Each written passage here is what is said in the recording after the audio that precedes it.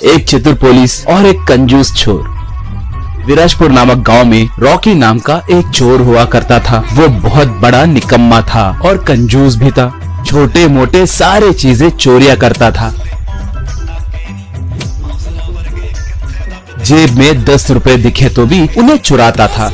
थोड़े दिनों के बाद राखी अपने दोस्त जित्तू से जाकर मिला। जित्तू से राखी, यार मुझे एक अद्भुत उपाय सुझा है। वो ये है कि टी के टपरियों के पास, कोल्ड ड्रिंक के दुकानों के पास, टिफिन के ठेलों के पास बाहर फोन पे, गूगल पे करने के लिए क्यूआर कोड स्कैनर सकते हैं ना, उनके ऊपर हमारे बैंक अकाउंट के क्यूआर कोड ले जाकर चिपकाए तो क्या होगा जानते हो? कहा। बाप रे, अगर पकड़े गए तो? रॉकी, देखो दूसरे राज्यों में थोड़े नकली अकाउंट खोलेंगे, उसके बाद उस बैंक के कर्मचारी के नाम पे थोड़े क्यूआर स्कैनर कोड छपवाएंगे, उन्हें जो भी दुकान दिखे वहाँ पर छिपका देंगे। सिर्फ एक जगह ही नहीं, हो सके तो पूरे देश में छिपका देंगे। 100-200 रुपए ही जाएंगे ना, कोई उनकी ज्यादा परवाह नहीं करेगा। अगर ये वर्कआउट हुआ तो हमारी किस्मत बदल जाएगी, हमारे पास पैसा ही पैसा होगा। कहा। जित्तू तब, वाह, मेरी जिंदगी में कभी भी इतना लालची आइडिया मैंने नहीं सुना, मगर पैसे भी ज्यादा मिलते हैं ना, मेरे लिए ओके है। कहा।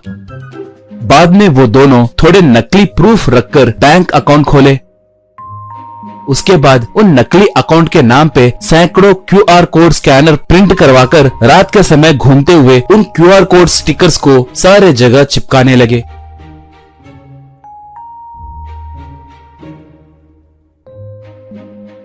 उसके बाद सुबह सुबह उन दुकानों के पास जाकर जैसे उन्हें कुछ पता न हो वैसे खड़ा हो जाते थे। दुकान को आकर टी पिए लोग, टिफिन खाए लोग उस क्यूआर कोड स्कैनर को पैसे पेमेंट करते। दुकान वाले उसके अकाउंट में पैसे नहीं गिरे कहकर बोलते तो दोनों झगड़ने लगते। ये देखकर रॉकी, जित्तू खूब हंसने लगते। ऐसे वो लोग रात के समय दूसरे शहरों को भी जाकर वो क्यूआर कोड स्टिकर्स चिपकाने लगे। इससे उन्हें बहुत पैसे मिलने लगे। वो लोग खूब अय्याशी करने लगे। ऐसे उनकी जिंदगी भी बदल गई। वो दोनों अब कारों में घूमने लगे।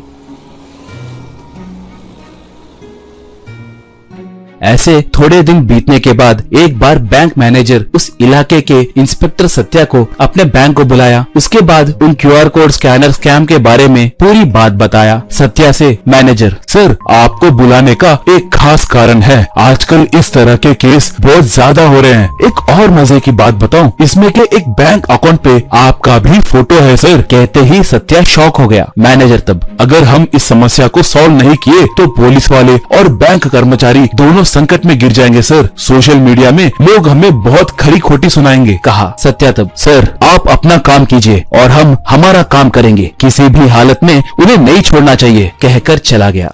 उसके बाद सत्या उसके पहचानत के साइबर टीम एक्सपर्ट से मिलकर उनसे पूरी बात बताया। तब वो एक्सपर्ट, सर, ये सब स्कैनर्स का काम है। वो एक बार ही बैंक को जाते हैं, सारे नकली प्रूफ रखते हैं, उन्हें पकड़ना मुश्किल है सर। अगर रूल को फॉलो करके इन्वेस्टिगेशन करना हो तो बहुत मुश्किल होगा सर। कहा। अब सत्या विवश होकर वहाँ से आ गया। उस दिन अपने असिस्टेंट मंजू के मोबाइल फोन को लेकर जित्तू वालों को फोन पे ऐप से, मैंने आपका हुनर देखा है, बहुत अद्भुत है। हमारे पास करोड़ों रुपए कमाने का एक आइडिया है। अगर हम एक बार मिले तो हम इस पूरे देश के अमीर आदमी बन सकते हैं, कहकर एक मैसेज किया। उसके बाद एक लड़की की तस्वीर का लिंक भेजा, मोबाइल नंबर भी भेजा। जित्तू एक कॉफी के दुकान में मैसेज को देखकर रॉकी से ये बात बताया। रॉकी तब, यार संभल कर रहना, कभी कभी ये पुलिस वालों का जाल भी हो सकता है। कहा। तो वो क्या करना है कहकर सोचने लगे।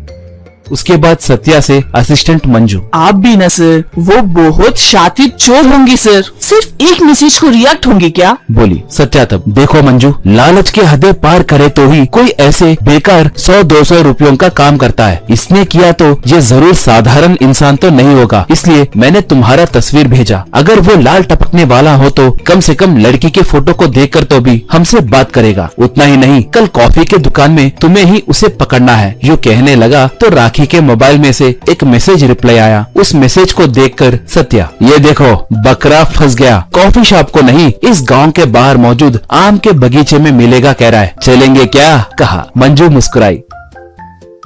अगले दिन प्लान के मुताबिक मंजू जाकर आम के बगीचे में इंतजार करने लगी। वहाँ पर जित्तू और रॉकी एक कीमती कार में आए। मंजू को देखकर वो दोनों बहुत खुश होने लगे। उन दोनों को देखकर मंजू एक रिवॉल्वर निकालकर निशाना साधी। बस वो दोनों एकदम से दंग हो गए। पुलिस वाले उन्हें घेर कर अरेस्ट करके ले गए और खूब मारे।